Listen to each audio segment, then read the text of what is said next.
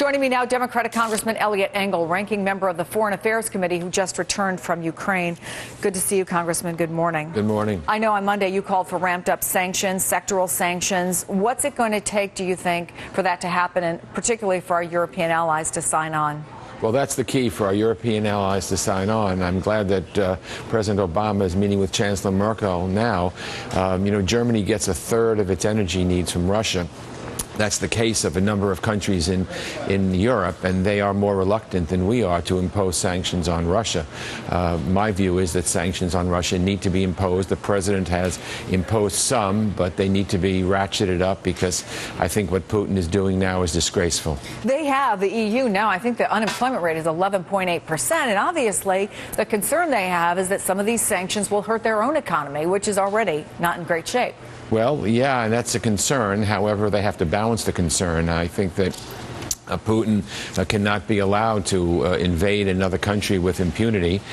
He kind of knows that the countries of Europe need his energy, and therefore I think that's causing him to, in his calculation, to continue to do what he's doing. But there is no place for changing of borders by force in Europe, certainly not in Europe or anywhere at this time. And I think that Putin needs to be told that this is not something that will be accepted. This isn't the only hot spot. Let's talk a little bit about Syria, where activists claim that an airstrike there hit a market in Aleppo this morning, killing as many as 40 people. There were some devastating pictures of young children. This follows a strike on that school in Aleppo on Wednesday that killed at least 18 people. Then you have the unconfirmed report of the chlorine bomb attack. Where does that leave us? What needs to be done? The problem is, right now, there are no good choices left in Syria. I've always favored arming the Free Syrian Army, the rebels. The problem is, there are so many different rebels, jihadists, Al-Qaeda. You don't want the weapons to get into the wrong hands. But Assad is a horrific player. He's a terrible player. He's using starvation as a tool of war. He's starving his own people. He's murdering his own people. They have these barrel bombs that put nails and all kinds of things into people's skin. And I think the world just cannot continue to stand idly by and allow this to happen. We have children and civilians all being killed. This murderous rampage needs to stop. The problem is there are no good choices. In my opinion, we should have been arming the Free Syria Army for a couple of years. But I think it's better late than never. There's still time to do so, and that's what I would do. Let me ask you about what's going on domestically, because a good jobs report today, but there are some other areas that we talked about earlier in the program still of concern. For example, interest rates, housing sales.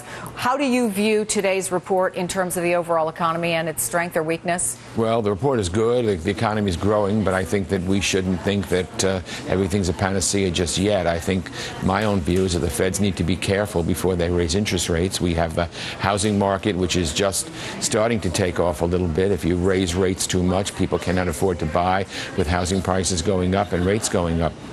So I hope the Feds take that into consideration and don't rush to raise interest rates anytime soon. I think the economy is still very, very fragile, and while unemployment's gone down, there are a number of people that are no longer looking for work, so that kind of skewers the exact statistic.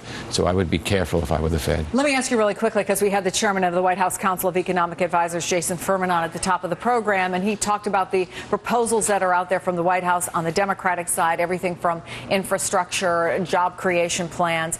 But realistically, what's the chance anything gets done between now and November that's going to have an impact on the job market? Well, realistically, it's zero. Frankly, in my view, the Republicans in the House, who have the majority, don't want to do any of this. They think stimulus is a dirty word. They don't like infrastructure. I think we need to do more of it. It'll put people to work. It'll help our infrastructure, which is crumbling and aging, and it's a win-win situation. But just the way the Republicans won't do anything with immigration reform or unemployment insurance, they won't do anything with infrastructure. So I would say 0 to 0, unfortunately. Eliot Engel, good to see you, Congressman. Thank you so much for coming.